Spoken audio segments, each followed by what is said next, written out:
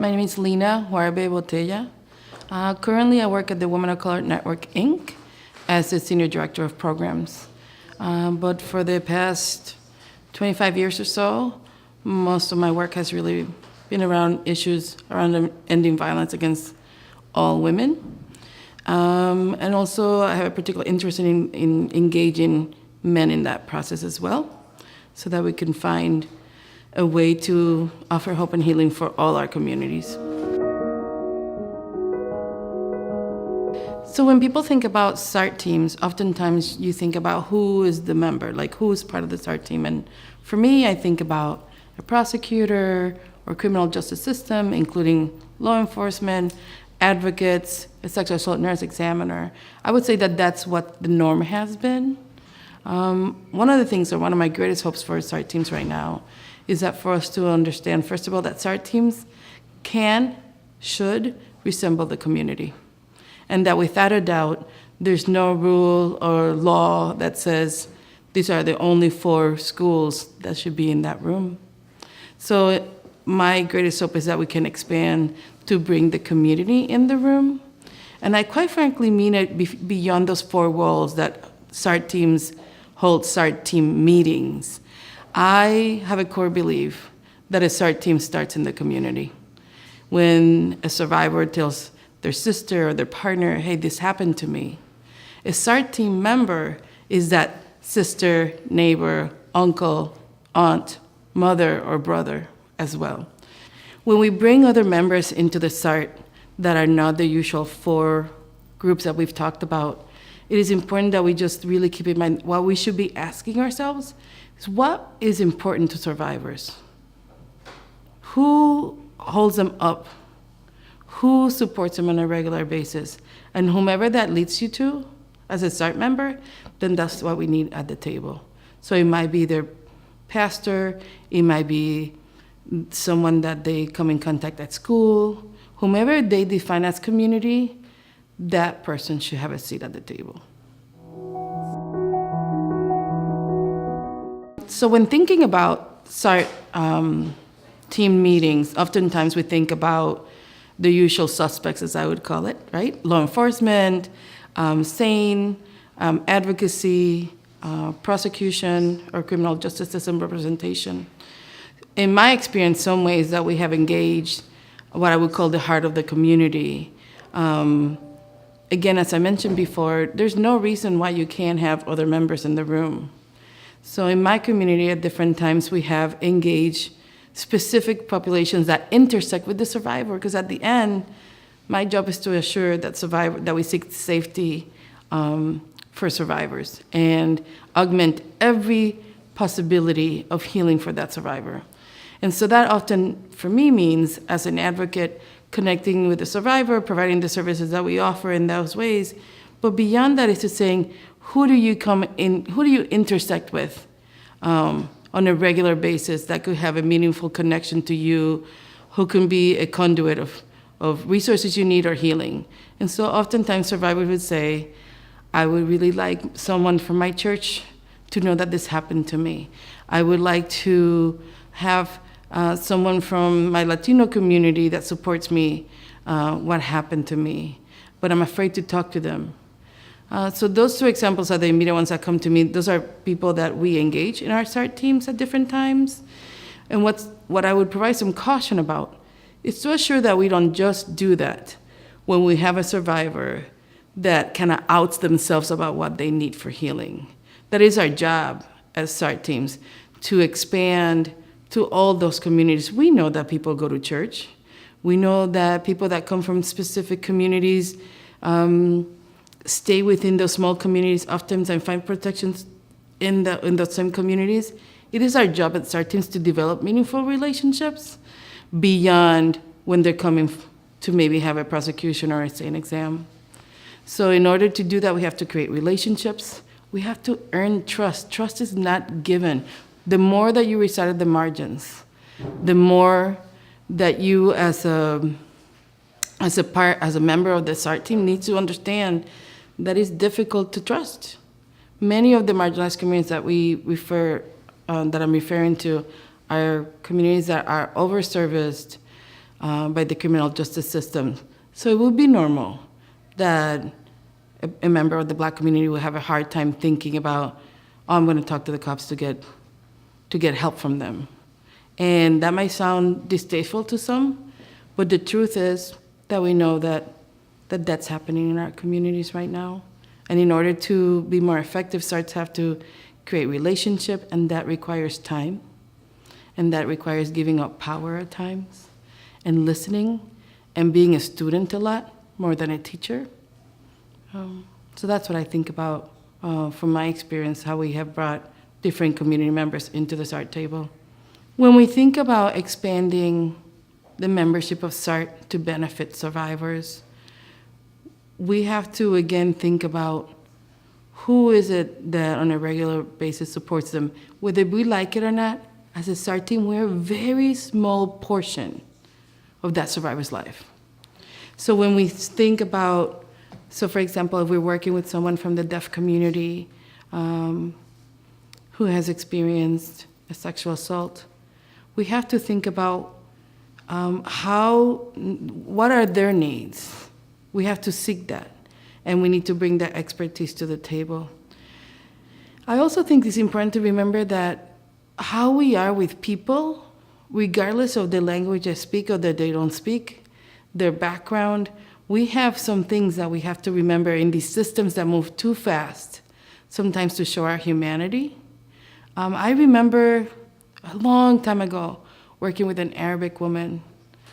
I don't speak Arabic, but I knew how to connect with her visually speaking. I assured that I never took notes while she was talking. I made sure that I never looked at my watch. I make sure that I absolutely was fully present for her. And I think sometimes we're moving too quickly to show humanity.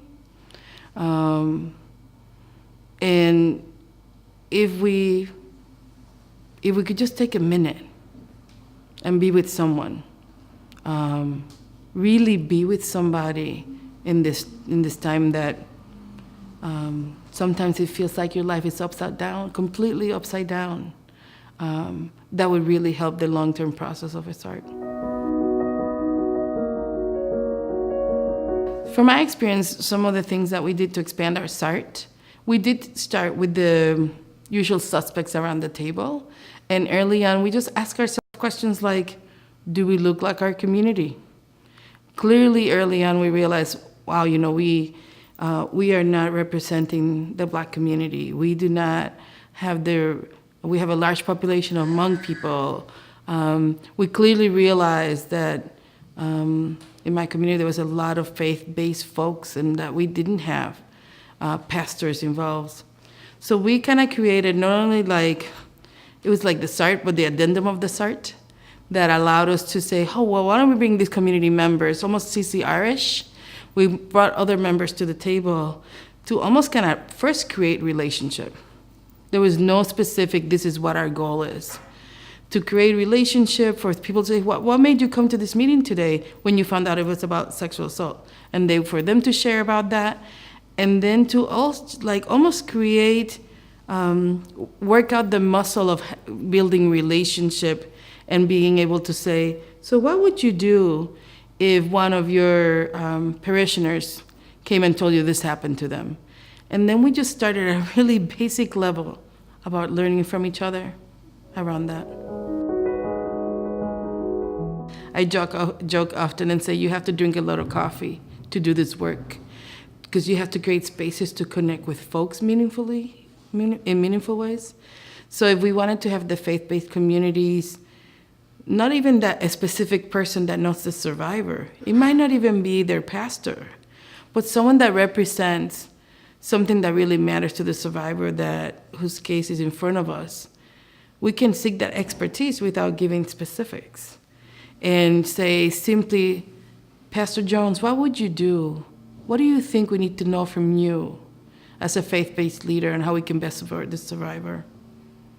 We have to, again, remain humble and remember that we have to always be teachable, because we don't have all the answers. And one of the most dangerous things that can happen is that when we talk about survivors versus all survivors, from all communities. I recently talked to someone that we were having a conversation. It was a difficult conversation. How do we fulfill the needs of those that reside at the margins? And she really wanted to do it. She really wanted to expand her vision of what a survivor looks like. And in that process, she was really humble. And she said, this is so hard. These survivors are so different. They're so much harder to work with. And even though I had a moment of like, oh, that sounds, I can't believe she said that, I was really grateful that she was that sincere, because I could meet her where she was at. So part of that remained, what was important for me was to be a teacher and a student at the same time. And to meet her in her vulnerability or saying, I don't know how to do this better with this community. It requires us to be that type of, to have that type of humility. Oftentimes, when we think about survivors, we generally use the word survivor. And in my work, I've been thinking a lot about challenging people, about thinking about all survivors. Why do I say that as it relates to marginalized communities? Because in my community, there's many, many, many different survivors. And if we don't expand that definition, we have to be careful, because we often only think about young, straight, white, middle class, Christian survivors. So for me, to push ourselves to really be thinking about the margins means that it is my job as an advocate to be thinking about the most invisible in my community that don't immediately come to my brain when I think about what a survivor looks like. Hence, I have to think about Latino immigrant monolingual women right away. I have to immediately think about Hmong women. I have to be thinking about women who are engaged in prostitution. I have to be thinking about men and women who are incarcerated. I really think if we're honest with ourselves in this work, that is not who we think about readily. So what I have a core belief is that if we seek to have the collective liberation of all of us, and if we augment and elevate the most marginalized, I oftentimes say the people who are the margins of the margins. For me, in this moment in the world, to me that's Black trans women specifically. If I am following their lead, it will secure my liberation. It will secure the liberation of a white, middle-class, Christian, straight woman as well. That's a really good question to ask me, what are some of the challenges to working with marginalized populations? And I want to flip that. I think we need to flip the script. I want you to ask me instead, what are some of the challenges of working with a system that was not created to benefit all communities? Because my experience of working with marginalized communities is that they're beautiful, complex, full, and really they have been the communities that have taught me the most about ending violence in our communities. At the end of the day, it's those communities that have the answers. I think we just don't do a good job of listening, and we don't do a good job of following. So I think the question is more about, so what do systems have to do to elevate the voices at the margins? And to me, is to challenge the system that moves things quickly sometimes or doesn't listen to that feedback, is asking the system to give up power versus sharing it, quote unquote. It's about asking the system, do you recognize that we all have jobs because people are in pain? Because these communities are absolutely being terrorized by a multitude of oppressions. So to me, the question is, what does the system have to do? How do you, again, remain humble and teachable and changeable and flexible? How do we encourage that? How do we be courageous to be the agents of challenging the systems that do not fit all? This is not a cookie cutter approach. Those marginalized communities, all marginalized communities, are beautiful, and we have a lot to learn from them. And if we heard their voices and followed their lead, again, we would have the possibility of creating a different way of being with each other.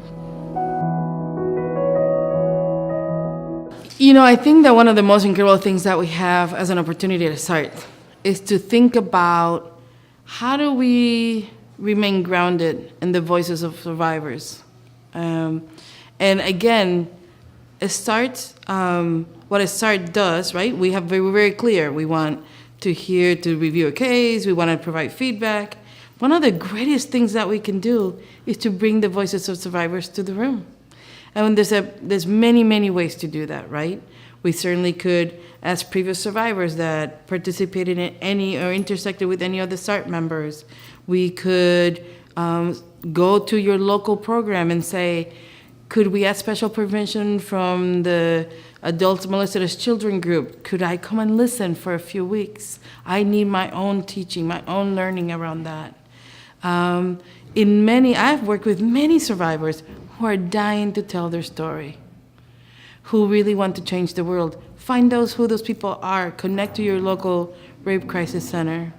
Also, if you're a prosecutor and you're, interviewing your victim, really be present, because you might be able to say, you know what, I'm going to call him after the case is over to see if he would be willing to be in a journey with me to learn more.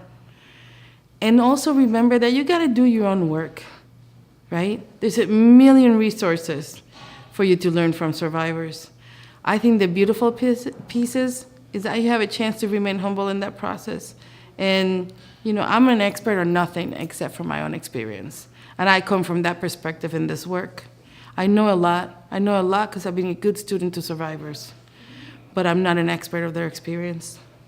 So in a SART team, you can decide collectively how could you, every time you have a SART meeting, how are you going to take 10 minutes every time, and I mean every time, to hold up the words of survivors, to hold their experiences, so that we as a SART team remain humble to that process, so we don't lose track. It's easy. These are messy and complicated cases. I get that. But it's our responsibility to stay grounded in their voices and humble and teachable throughout. When we think about SART teams and how do they prioritize, how do they better serve communities in the margins, to me, the answer is, I don't want to be simplistic, but the only way we can do this thoughtfully is that if we decide to fall in love with those marginalized communities and bring them to the center of our conversations.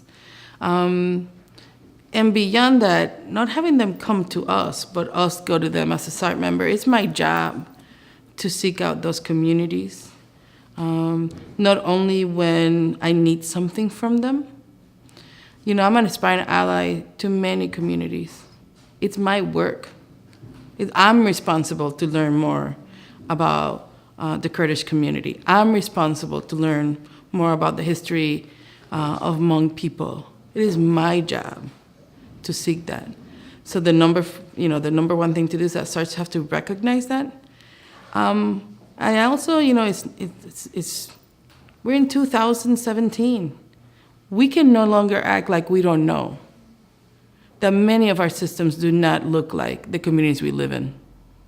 So if you're part of a SART, and you act like, oh yeah, I've been doing this for 20 years, and I'm sure you have been doing good work, you can no longer act like it's okay if you're a white member of that SART and have never seen a Black SANE nurse. Yet you're seeing 70% Black people as survivors. That is no longer okay. So my challenge to SARTs will be to say, don't act like you don't know. What are you going to do about it? One of the things that SARTs are responsible to do, we're very clear, right, that SARTs were created because we wanted to increase prosecution. I think that's commendable. At the end of the day, there's so few, even though we might be overwhelmed in the prosecutorial side with cases, we are. The criminal justice system is overwhelmed with cases. It's very few of those that come forward. And one of the things that we need to think about, if a survivor never comes to SART, if we're really a sexual assault response team in a community, we have a responsibility to all sexual assault survivors, whether we see them inside those four walls or not. So we have to really think about how does a SART team is in cohesion, in connection to the community, beyond the cases that we see in front of us. And in order to do so, we again have to remain teachable and seek out those communities. It will make us better versions of ourselves in that SART team, even if that case never comes through our table. I really would like to share some of my thoughts around how we need to show up as we're part of a SART for the community. Specifically, we have a responsibility to share some specific universal messages with survivors of sexual violence. And I just want to remind us all to remember to say, thank you for coming. Thank you for trusting me. I'm humbled that you thought that you could come here. I'm glad that you called. You're not alone. I know those are really basic things that when I was an advocate and started being an advocate when I was like 16 years old, that's when I learned those things. But we forget. We really forget. And we have to remember that each individual person, we need to pour some good stuff in their soul to remember that we see them, that they're people, and that they matter. They're not cases. They're not interrogations. They're not numbers. And we have the potential of having a positive impact to plant seeds that have the possibility of healing for all.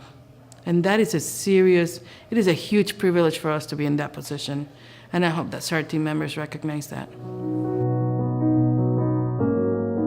Sometimes people ask me, like, what are some things that you think SART members should not do? And I think about a survivor who was about 19 years old, and we had gone to the police department, and we had been waiting for the officer to come and do like a secondary interview. And I'm not trying to be simplistic, but I'm trying to be direct because what's at cost is the life of our communities. The survivor that was trying to have a second interview was an African-American young woman. And just to even walk into the police department felt like walking through a burning house. In that process, while she waited, the officer that was supposed to interview her told her to wait a minute. While that happened, we could hear the officers talking. They weren't saying anything bad, but we could hear them talking about being hungry. The officer that was supposed to interview her was eating chips. He was eating chips while she had been sexually assaulted the night before by 3 college classroom mates of hers. Do you know that that's all she remembered after years of me talking to her? It's like, how could he be eating chips? I'm asking us to remember that in life we juggle many balls in our work, right? Our family, the work, and many of those balls are made out of rubber. And sometimes we all drop them. I've dropped many balls in my life. But a survivor's possibility of healing, as it intersects with you and whatever role you play, that ball is made out of glass. That ball is made out of glass. There's no cheap eating, looking at my watch, acting like I have somewhere else to be, or that I have a more credible crime interview to go do. There's none of that. There's none of that in this work. For all of us that do this work, whether you do it in a SART team, and I know that that's our focus that we're talking about with our time together, I just want to remind us that I would ask you to remain humble in this process. I would ask you to remain in inquiry in this process. I would ask us to really consider, I ask you to think of this, what I'm going to say now, for the rest of your career. When you're in trouble, when you have felt the most brokenness, when you lost someone that you loved or you were hurt yourself, who did you go talk to? I don't mean that literally in this moment. I want you to be holding that question as you intersect with survivors who are in probably one of the most vulnerable experiences of their life. I want you to think about who you've got to who did you go to when you felt that vulnerable or lost or anxious or angry, and think about what characteristics that person had.